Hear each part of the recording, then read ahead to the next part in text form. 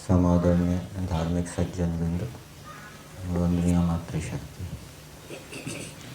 ऋग्वेद आदि भाष्य भूमिका, वेद विषय विचार। यहाँ पर महर्षि दयानंद जी ने वर्णित किया है कि वेद में अवयव रूप में तो विषय अनेक हैं, लेकिन मुख्य रूप से उनका 4 प्रकार से विभाजन किया है। 4 विषय मुख्यता से हैं: विज्ञान, कर्म, उपासना और ज्ञान। विज्ञान के समीप कर्म है, कर्म के समीप उपासना है, और उपासना के समीप ज्ञान है। सबसे पहले विज्ञान लिया और सबसे अंत में ज्ञान लिया। इसको इस रूप में समझ सकते हैं कि निष्काम कर्मों का संबंध विज्ञान के साथ है। यदि मनुष्य निष्काम कर्म करेंगे तो उनको विज्ञान की प्राप्ति होगी। निष्काम कर्मों का संबंध ईश्वर की उपासना के साथ है। यदि ईश्वर प्रिय है, ईश्वर उपास्य है, तो व्यक्ति निष्काम कर्म करेगा। और यदि संसार प्रिय है, संसार के विषय प्रिय है, तो फिर संसार के पीछे भागेगा, सकाम कर्म करेगा। और इन दोनों का संबंध, कर्म और उपासना का संबंध ज्ञान के साथ है। जानकारी होनी चाहिए किसकी उपासना करनी है, किसकी उपासना नहीं करनी, उपासना क्या होता है। कर्म की भी जानकारी होनी चाहिए, कौन सा कर्म शुभ है, कौन सा कर्म अशुभ है। तो इस रूप में समझ सकते हैं। अब इन 4 मुख्य विषयों में भी विज्ञान जो है वो मुख्य विषय है। ऋग्वेद आदि भाष्य भूमिका पढ़ने से हमें ये शैली विदित होती है कि किसी शास्त्र के अंदर आई बात को, किसी शास्त्र के सिद्धांत को, किसी शास्त्र के मत को, मान्यता को दूसरे शास्त्रों से भी सिद्ध किया जाता है, अनुमान से भी सिद्ध किया जाता है, और उस शास्त्र से भी सिद्ध किया जाता है। उसको अंतः साक्षी कहते हैं। जैसे योग दर्शन के अंदर तीसरे पाद में धारणा, ध्यान और समाधि की चर्चा आई है। धारणा किसे कहते हैं? देश बंधस चित्तस्य धारणा। ध्यान तत्र प्रत्येकतांता ध्यानम, और समाधि तदेव अर्थमात्र निर्वासम स्वरूप शून्यम इव समाधि। ध्यान अलग शब्द आया है, उसका अलग स्वरूप बताया। समाधि अलग शब्द आया है, उसका अलग स्वरूप बताया। चौथे पाद के अंदर पहला सूत्र है, सिद्धियों के विषय में बताया गया है। जन्म औषधि मंत्र तपः समाधिजाः सिद्धया। तो ये अनेक प्रकार की सिद्धियां बताई है। जन्म से सिद्धि होती है, मंत्रों से सिद्धियों की प्राप्ति होती है, औषधियों से सिद्धियों की प्राप्ति होती है, तप से सिद्धियों की प्राप्ति होती है, और समाधि से सिद्धियों की प्राप्ति होती है। फिर आगे दिया है सूत्र में, तत्र ध्यानजम अनाश्यम। अब ये जो 5 प्रकार की सिद्धियां बताई, इसमें से जो ध्यान से उत्पन्न होने वाली सिद्धि है वो वासना रहित होती है, अर्थात उसमें वासनाओं का, क्लेशों का नाश होता है। दूसरी जो सिद्धियां प्राप्त की जाती है औषधियों से या तप से या जन्म से, उसके अंदर अविद्या आदि क्लेश बने रहते हैं। तो ये पहले सूत्र में ध्यान जा काया समाधि ज काया था। और इस सूत्र में क्या कहा? ध्यान ज, समाधि के स्थान पर क्या प्रयोग कर दिया? ध्यान ज। तो समाधि शब्द के लिए ध्यान शब्द का प्रयोग भी होता है। ध्यान के लिए समाधि नहीं है, समाधि के लिए ध्यान शब्द का प्रयोग, ये अंतः साक्षी से हमने जाना। इसी प्रकार से व्याकरण के अंदर प्रत्याहार सूत्र आते हैं प्रारंभ में, अष्टाध्यायी के अंदर। अ ई उन री ऋक ए ओंग ऐ औच हयव रट। अब प्रारंभ में स्वरों का वर्णन है, तो अ ई उ, अंत में दिया ना, ये व्यंजन है। री ऋक री री, ये स्वर है, फिर अंत में दिया व्यंजन क, ए ओंग क। तो शंका उठाई गई है कि ये जो प्रत्याहार सूत्रों के अंत में व्यंजन दिया है, ये इनका ग्रहण प्रत्याहार में होता है या नहीं होता? तो कहा कि ये प्रत्याहार में इनका ग्रहण नहीं होता। प्रत्याहार जो बनाएंगे उसको हम ग्रुप भी कह सकते हैं। तो जैसे स्वर का ग्रुप बना दिया, उसका नाम रख दिया अच, तो अच के अंदर फिर ना, का, गा, इनका ग्रहण नहीं होगा। तो इसको सिद्ध करने के लिए फिर अष्टाध्यायी का ही सूत्र दिया है, त्रिषि मृषि कृषि काश्यपस्य। यहाँ पर री से परे क है। यदि क का स्वर के अंदर ग्रहण हो जाता तो संधि हो जाती, री नहीं रहता, री को क्या हो जाता? रा हो जाता। तो ये अंतः साक्षी से भी बहुत सी बातें सिद्ध की जाती है और दूसरे शास्त्रों से भी की जाती है। तो अब यहाँ पर मुख्य विषय, 4 मुख्य विषय बताए। इन 4 मुख्य विषयों में विज्ञान मुख्य विषय है। विज्ञान के भी 2 भाग कर दिए। पृथ्वी से लेके तिनके पर्यंत पदार्थों का साक्षात अनुभव करना, ये विज्ञान का एक भाग, और दूसरा भाग परमेश्वर का साक्षात्कार करना।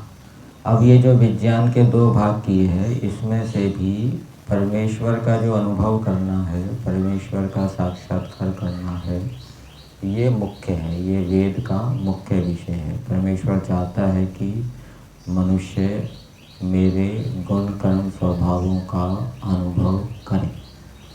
तो ईश्वर के गुण कर्म स्वभावों का अनुभव समाधि अवस्था में भी होता है और उससे पहले भी होता है, समाधि से पहले भी होता है। धार्मिक व्यक्ति को भी ईश्वर समझ में आता है, ईश्वर की न्याय व्यवस्था, ईश्वर की रक्षा उसको भी समझ में आता है, उसको भी ईश्वर के न्याय पर विश्वास होता है, रक्षा पर विश्वास होता है।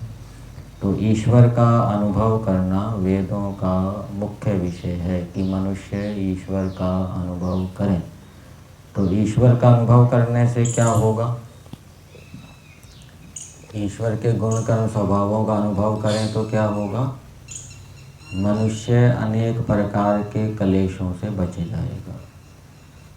जैसे कि संध्या के अंदर मनसा परिक्रमा मंत्रों में द्वेष से बचने के लिए क्या दिया है कि ईश्वर की न्याय व्यवस्था पर छोड़ दो।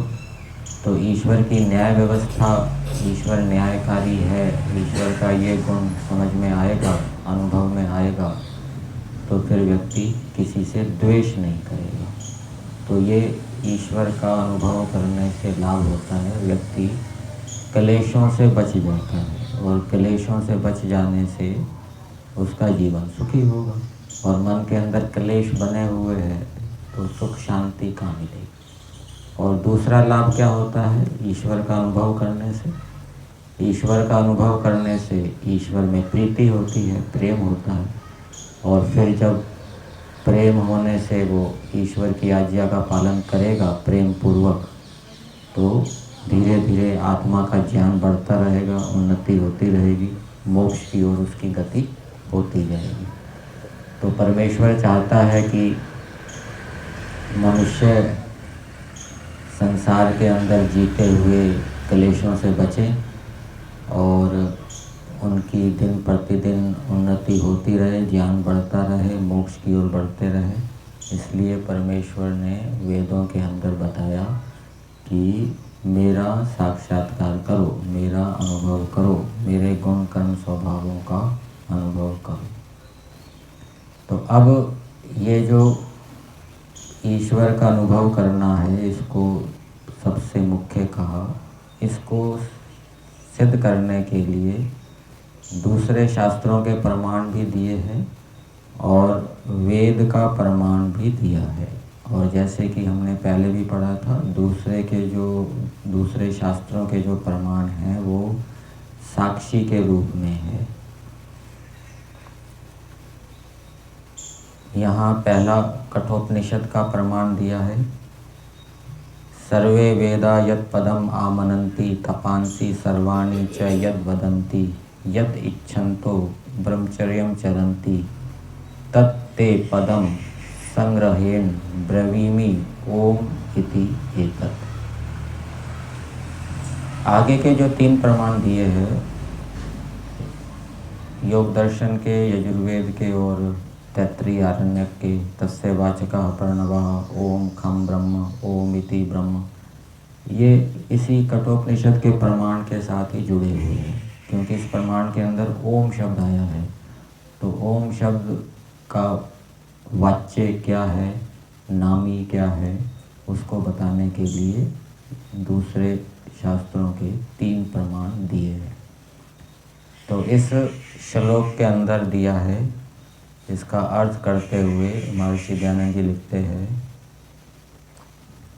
संस्कृत भाग में दिया है, सर्वे वेदाः यत् परमं पदम मोक्षाख्यम परम ब्रह्म पर ब्रह्म प्राप्ति लक्षणम सर्व आनंदमयम सर्व दुख इतरत अस्ति तदेव ओंकार वाच्यम अस्ति। तो उत्कृष्ट पद को कहते हैं जो प्राप्त करने योग्य हो। पदलिरी गतऊ धातु से पद शब्द बनता है। गति के 3 अर्थ होते हैं, ज्ञान, गमन और प्राप्ति।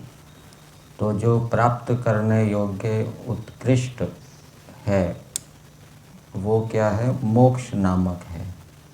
और उसी को, मोक्ष को ही पर ब्रह्म की प्राप्ति लक्षण कहा गया है। ये पर ब्रह्म की प्राप्ति, इसको मोक्ष का मतलब है पर ब्रह्म की प्राप्ति। पहले भी बताया था, ब्रह्म की प्राप्ति अनेक प्रकार की होती है। एक तो ईश्वर के गुण कर्म स्वभावों को धारण करना, ये भी ब्रह्म की प्राप्ति है। समाधि अवस्था में ईश्वर का साक्षात्कार करना, ये भी ब्रह्म की प्राप्ति है। और जन्म मरण के चक्कर से छूटकर मोक्ष को प्राप्त कर लेना, ये भी ब्रह्म की प्राप्ति है। ये सबसे अंत में होगी। सबसे पहले कौन सी होगी ब्रह्म की प्राप्ति? ईश्वर के गुण कर्म स्वभावों को धारण करना। और ये तीनों प्राप्तियां आपस में संबद्ध हैं, जुड़ी हुई हैं। तो यत् परमम पदम, जिस उत्कृष्ट प्राप्त करने योग्य मोक्ष नामक, जिसको उत्कृष्ट ब्रह्म की प्राप्ति भी कहा जाता है, सर्वानंदमयम, सर्व दुख इतरत। तो ये मोक्ष के बारे में कह रहे हैं कि मोक्ष में जो सब आनंदों से युक्त है और सर्व दुख इतरत, सब दुखों से भिन्न है। अब यहाँ दिया है मोक्ष के लिए, मोक्ष का विशेषण सर्व आनंदमयम। सर्व शब्द तो अनेकों के लिए होता है, अनेक एक साथ हों तो उनको क्या कहा जाता है कि ये सब खड़े हैं। तो मोक्ष में तो एक ही ईश्वर का आनंद है, तो वहाँ सर्व शब्द कैसे आ गया? सर्व आनंदमयम। सर्व आनंद तो लोक में होना चाहिए। लोक में अनेक प्रकार के सुख आनंद मिलते हैं, भिन्न भिन्न रूपों से, भिन्न भिन्न गंधों से। मोक्ष में तो एक ही ईश्वर का आनंद है, तो वहाँ सर्व आनंद कैसे हो सकता है?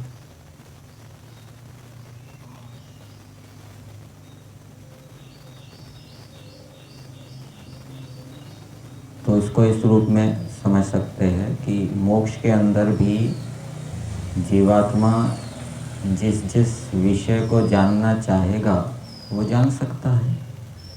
ईश्वर का आनंद भी लेगा और सृष्टि के अंदर कैसे कैसे पदार्थ हैं उनको भी वो जानेगा। बढ़िया से बढ़िया रूपों को भी जानेगा, बढ़िया से बढ़िया गंध को भी जानेगा, बढ़िया से बढ़िया स्वाद भी वो लेगा। जानकारी के लिए कैसा स्वाद है, सुख लेने के लिए नहीं, जानकारी के लिए।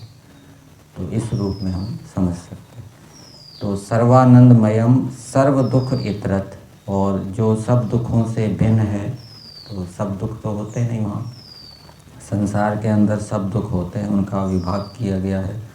आध्यात्मिक दुख, आदि दैविक दुख और आदि भौतिक दुख। तदेव ओंकार वाच्यम अस्ति, उसी को, उसी का नाम ओंकार है, अथवा वो ओंकार का वाच्य है। तो यहाँ परमेश्वर को भी मोक्ष कह दिया है, परमेश्वर को भी मोक्ष कह दिया है। परमेश्वर की प्राप्ति, परमेश्वर की प्राप्ति या परमेश्वर ही मोक्ष है, इस रूप में यहाँ कह दिया गया है। क्योंकि जीवात्मा मोक्ष में परमेश्वर के भीतर विचरता है सब जगह।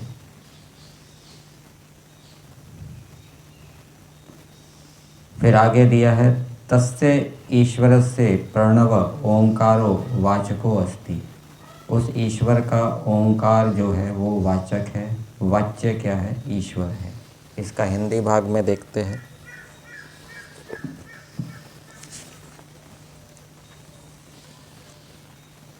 परम पद अर्थात जिसका नाम मोक्ष है।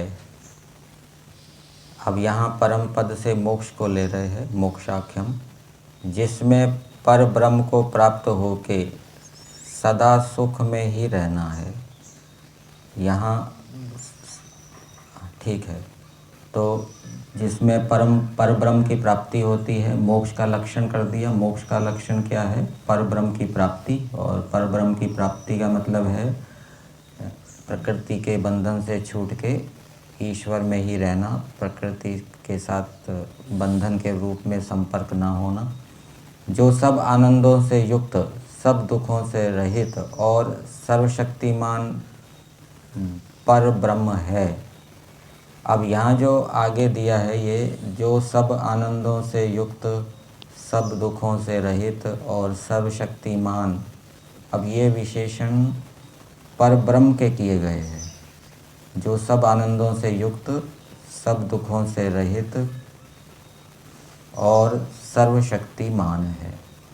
पहले हमने इसको मोक्ष के साथ जोड़ा था, यहाँ पर इसको ब्रह्म के साथ जोड़ा गया है। ब्रह्म क्या है? सब आनंदों से युक्त है। क्या मतलब हुआ?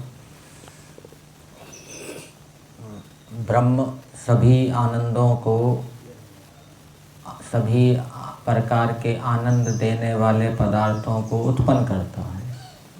अनेक प्रकार के आनंद देने वाले पदार्थों को उत्पन्न करने का सामर्थ्य है। तो इस प्रकार से परमेश्वर के लिए हो जाएगा जो सब आनंदों से युक्त, सब दुखों से रहित।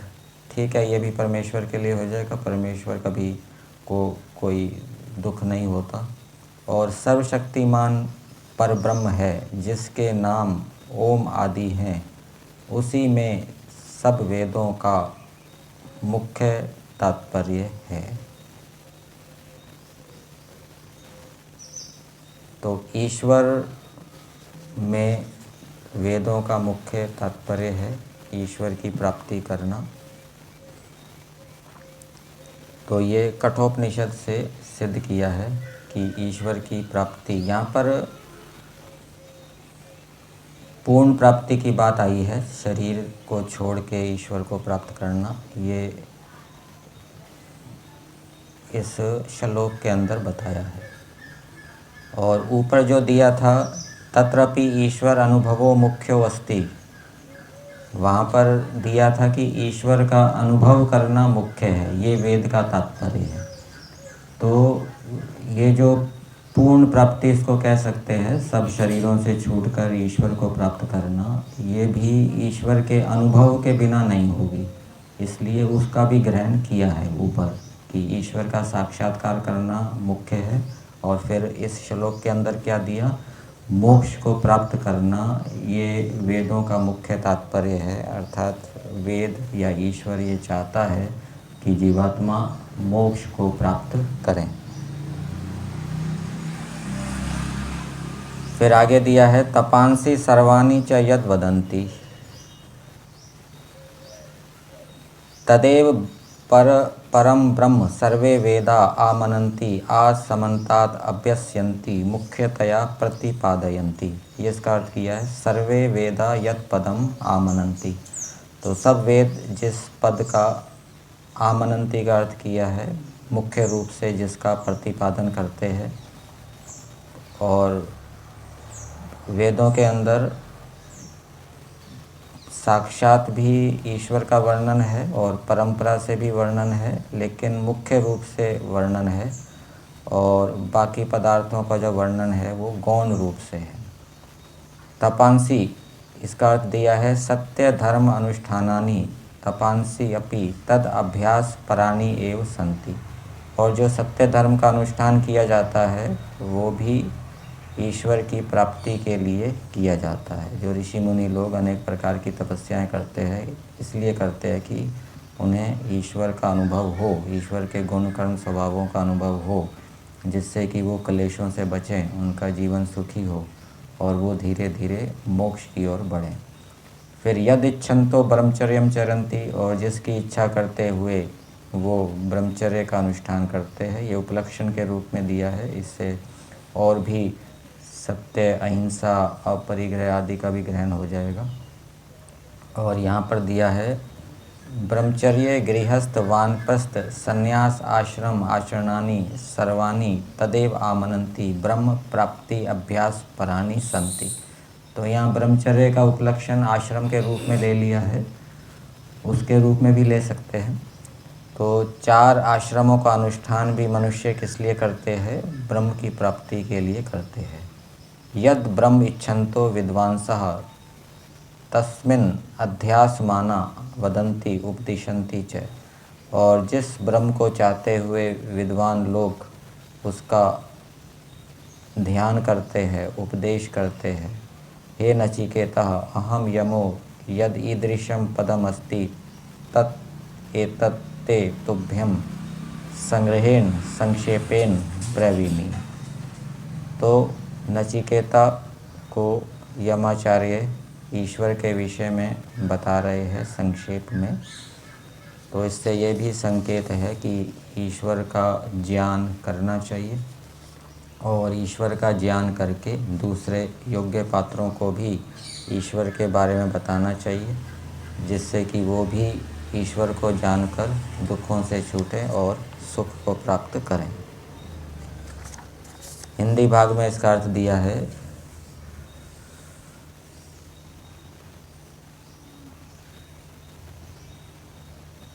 ये ओम किसका वाचक है उसको सिद्ध करने के लिए जो 3 प्रमाण दिए उसके अर्थ दिए जा रहे हैं। इसमें योग सूत्र का भी प्रमाण है। परमेश्वर का ही ओंकार नाम है तथा ओम इति, ओम और खम ये दोनों ब्रह्म के नाम हैं और उसी की प्राप्ति कराने में सब वेद प्रवृत्त हो रहे हैं। उसकी प्राप्ति के आगे किसी पदार्थ की प्राप्ति उत्तम नहीं है, क्योंकि जगत का वर्णन, दृष्टांत और उपयोग आदि का करना ये सब पर ब्रह्म को ही प्रकाशित करते हैं। तो जगत का जो वर्णन है, दृष्टांत और जो दृष्टांत दिया जाता है और उपयोग आदि जो करना है, वो जगत का उपयोग भी परब्रह्म की प्राप्ति के। तो ओम और खम ये दोनों ब्रह्म के नाम हैं और उसी की प्राप्ति कराने में सब वेद प्रवृत्त हो रहे हैं। उसकी प्राप्ति के आगे किसी पदार्थ की प्राप्ति उत्तम नहीं है, क्योंकि अब ये वेद के साथ संबद्ध है, क्योंकि जगत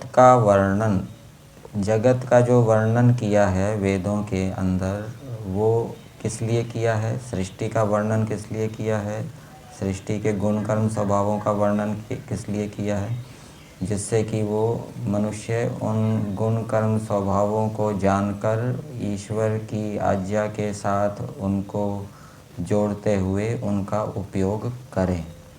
और फिर जो आगे दिया दृष्टांत, वेदों के अंदर जो जगत का दृष्टांत दिया है, जगत का दृष्टांत भी दिया है वेदों के अंदर।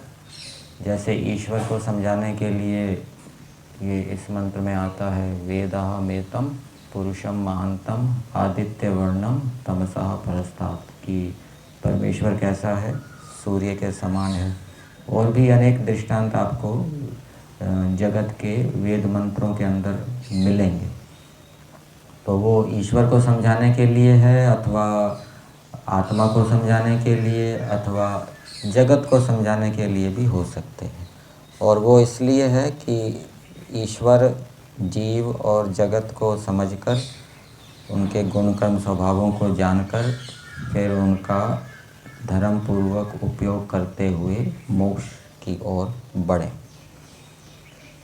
तो ये सब परब्रह्म को ही प्रकाशित करते हैं, तथा सत्य धर्म के अनुष्ठान जिसको तप कहते हैं, वे भी परमेश्वर की ही प्राप्ति के लिए है। तथा ब्रह्मचर्य, गृहस्थ, वानप्रस्थ और संन्यास आश्रम के सत्य आचरण रूप जो कर्म हैं, वे भी परमेश्वर की ही प्राप्ति कराने के लिए है।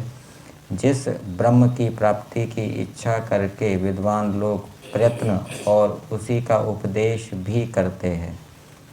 नचिकेता और यम, इन दोनों का परस्पर यह संवाद है कि हे नचिकेता, जो अवश्य प्राप्ति करने योग्य पर ब्रह्म है, उसी का मैं तेरे लिए संक्षेप से उपदेश करता हूँ। और यहाँ यह भी जानना उचित है कि अलंकार रूप कथा से नचिकेता नाम से जीव और यम से अंतर्यामी परमात्मा को समझना चाहिए। तो संसार के अंदर यदि सुखपूर्वक जीना है तो उसके लिए ईश्वर को जानना पड़ेगा, ईश्वर के गुण कर्म स्वभावों को धारण करना पड़ेगा। फिर भी हमें ऐसे अनेक मनुष्य मिलेंगे जो ईश्वर को नहीं जानते, फिर भी वो सुखी मिलेंगे। तो उन्होंने भी कहीं ना कहीं ईश्वर के गुण कर्म स्वभावों को धारण किया हुआ होता है। वो बलवान होते हैं, साहसी होते हैं, पराक्रमी होते हैं, सहनशील होते हैं। यद्यपि वो ईश्वर को मानते नहीं हैं, लेकिन उन्होंने ईश्वर के गुण कर्म स्वभावों को धारण किया हुआ है, इस कारण से वो सुखी है। तो ईश्वर के गुण कर्म स्वभावों को धारण करके ही मनुष्य सुखी होता है और क्लेशों से भी बचता है। हाँ, वो ईश्वर को नहीं जानते, चलो न्यायकारी नहीं है, रक्षक है, ऐसा नहीं जानते, इतने पक्ष में उनको क्लेश होगा। लेकिन उन्होंने जो गुण धारण किए हुए हैं अनजाने में, उसके कारण तो उनको सुख होगा। और जो जानकर फिर गुणों को भी धारण करते हैं और क्लेशों से भी बचते हैं, वो अधिक सुखी होंगे उनकी अपेक्षा। तो इस रूप में समझना चाहिए।